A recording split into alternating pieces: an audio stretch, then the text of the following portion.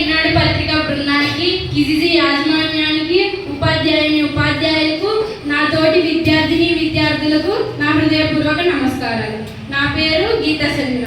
నేను 10వ తరగతి చదువుతున్నాను. ఈరోజు నేను సెల్ ఫోన్ వలన విద్యార్థులు ఎలాంటి ప్రభావాలను ఎదుర్కొంటారు అనే అంశంపై చర్చించడానికి వచ్చాను. ముందుగా ఫోన్ అనేది మన చేతిలో ఒక చిన్న పరికరం. అది ఎంత శక్తిమైనదో మన అందరికీ తెలుసు.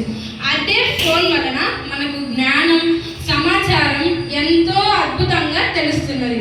అదే సెల్ ఫోన్ మన జ్ఞానం, మన చదువు, మన ఆరోగ్యంపై ఎంతో ప్రభావం చూపుతున్నది అన్నది కూడా నిజం.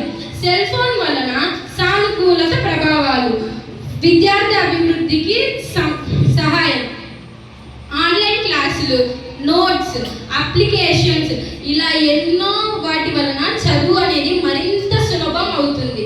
సమాచార ప్రాప్తి: ప్రపంచంలో ఎక్కడ ఏం జరుగుతుందో తెలుసుకోవడం, కొత్త నైపుణ్యాలను నేర్చుకోవడంలో సెల్ ఫోన్ అనేది ఒక ముఖ్య పాత్ర పోషిస్తున్నది. అలానే సాంకేతిక పరిజ్ఞానంలో నైపుణ్యం: ప్రస్తుతం మన ప్రపంచంలో టెక్నాలజీ అనేది ఎంతో ముఖ్యం. ఆ టెక్నాలజీని మనం నేర్చుకోవడానికి ఫోన్ అనేది ఒక ముఖ్య సాధనం. తర్వాత సెల్ ఫోన్ వల్ల ప్రతికూలత ప్రభావాలు: ముందుగా ఏకాగ్రత భంగం. చదువుతున్నప్పుడు నోటిఫికేషన్లు, సందేశాలు, సోషల్ మీడియా ఇలాంటివి ఎన్నో మన ఏకాగ్రత భంగాన్ని చెదరగొడుతున్నాయి. అలానే ఆసక్తి: రోజుకు గంటల తరబడి ఫోన్ చూడటం అలవాటైపోయి చదువుపై దృష్టి తగ్గుతున్నది.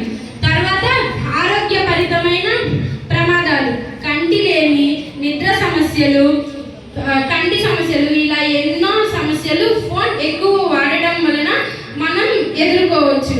ఆ తర్వాత ఒక విద్యార్థి ఫోన్ సమర్థవంతంగా ఎలా వాడాలి అంటే, చదువుకు సంబంధించిన విషయాలను పైనే ప్రాధాన్యత పెట్టాలి. క్లాసుల సమయంలో ఫోన్ను దూరంగా ఉంచాలి. నిద్రకు 1 గంట ముందే ఫోన్ వాడకాన్ని తగ్గించాలి. అనవసరమైన యాప్లను తొలగించాలి. సోషల్ మీడియాకు ఒక నిర్దిష్టమైన సమయాన్ని కేటాయించాలి. చివరగా సెల్ ఫోన్ అనేది మన శత్రువు కాదు, అది ఒక అద్భుతమైన సాధనం. దాన్ని ఎలా ఉపయోగిస్తామన్నది మన చేతిలోనే ఉంది.